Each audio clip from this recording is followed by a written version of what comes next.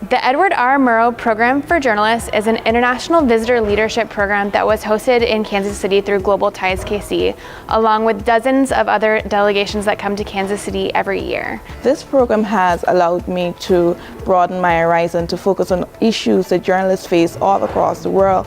We've also had the opportunity to meet with investigative journalists here. And what I love about their stories is not that they just do investigative pieces. They want to effect change, and that is something I'm going to be pushing for when I get home, doing stories that would see legislative changes and that will improve the lives of the regular citizens. One thing that I will share with my colleague is the passion of information, going for the true information, going for the information to inform people. You want to do this job, have the passion for it, have the determination for it, and go for it. Even though our team came from not only different countries, but from different continents, the problems that we have and the joys that we have in journalists are pretty much the same. We all kind of enjoy this profession because it opens doors to other people, and that is reassuring that I'm doing the right thing back in the thing, yeah.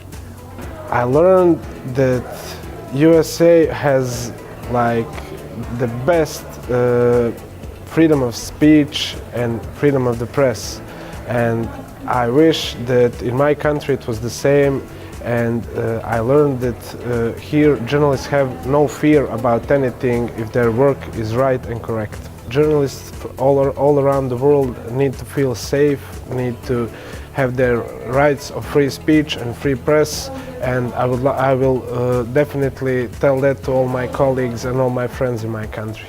The world is changing, and the matter that we communicate things is also changing, and people are not trusting in journalists anymore in a lot of cases.